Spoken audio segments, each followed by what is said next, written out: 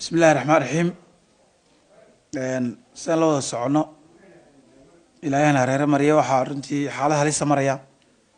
xanuunka safmarka ee coronavirus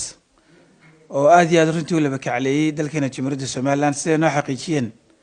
howlwadeennada iyo wasaaradda caafimaadka Jamhuuriyadda Soomaaliland wasaaradda waxbarashada Jamhuuriyadda Soomaaliland iyadoo ka duuleysa markaa badqabka iyo fayadhowrka ardayga iyo caafimaadka bulshada bahda waxbarashada guud ahaan waxaa runtii halkan la farayaa awaamiir kala duwan dhammaan guddoomiyaasha waxbarashada dalka oo dhan guddoomiyaasha degmooyinka iyo gobollada iyo kuwa degmooyinka iyo kuwa gobolladaba maamulayaasha iyo dhammaan goobaha waxbarashada dalka oo dhan waxaa si adag loogu adkeynaya marka inay fuliyaan habraacii dugsiyada ka hortagga xanuunka COVID-19 in sidiisa loo fuliyo iyadoon qodobna laga tegin si gaara markaa maalin horena waanu sheegnay dugsiyada fasalku 8 mitir iyo 6 mitir yahay 45 arday ka badan lama ogola markaa inay dugsiga dhigtaan si arday kasta arday kale ugu jirsado 1 mitir square sayidana ku cad xeerka waxbarashada qaranka waxbarashadu sanad dugsiyeedku waxa waa 937 baa la dhiganayaa iyadana lagama yareyn karayo sida ku cad markaa iyadana siyaasadda waxbarashada qaranka waxa wax la baranayaa markaa 30 xiisood baa ardayga toddobaadkii ayuu dhigan doonaa insha Allah hadduu yiraahdo marka laga reebo ardayda dugsiyada hoose dhexe iyo ardayda dugsiga qalin ababka dhigta xiisaddu waxay noqonaysaa 45 ardayba 45 daqiiqo ay xiisadii noqonaysaa iyadana markaa in sidii loo fuliyaa saacadaha shifts baa ardayda loo kala jebinayaa meelaha dugsiyadu badan yihiin ardayda meelaha ardaydu badan dugsiga ardaydu ku badan tahay laba shifti baa ardayda loo kala jebinayaa shiftiga koowaad saacadda la gelaya rasmiga waxa waa 7 subaxnimo ay bilaabmaysaa ilaa 12 duhurnimo shiftiga gelika dambe labaad 12 rubuc ilaa 5 rubuc ay markaa ay noqonayaa shiftigana cid wax ka bedeli karaysa ma jirto in sida go'aamada wasaaraddu soo saartay ee dugsiyada markaa u hirgeliyaan markaa waxa reeban in dhammaan kulamada laga maarmaanka ah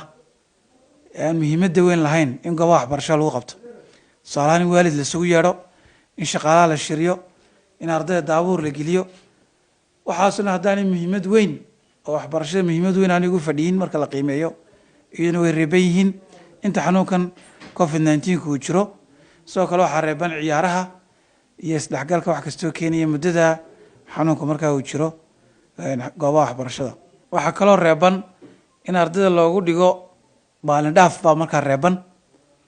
oo maantana arday baa imanaysa berina arday baa imanaysa arrintayduna wasaaraddu way joojisay shiftigaasaa lagu dhaqmayaa dugsiyada dowladda iyo kuwa gaarka loo leeyahayba waxaa laga doonayaa markaa ardayda inay labada shifti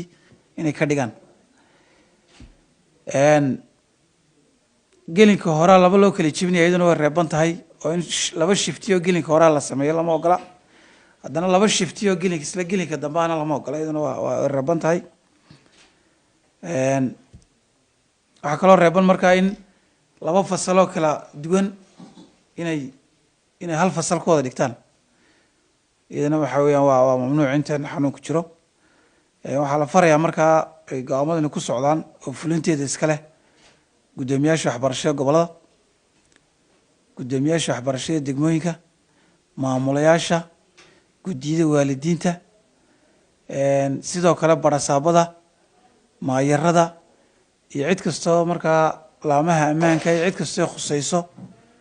badqabka ardaygu runtii wuxuu ka muhiimsan yahay caafimaadkiisu ka muhiimsan yahay waxay ilaahay ka baryaynaa markaa xanuunkan intii uu saameeyey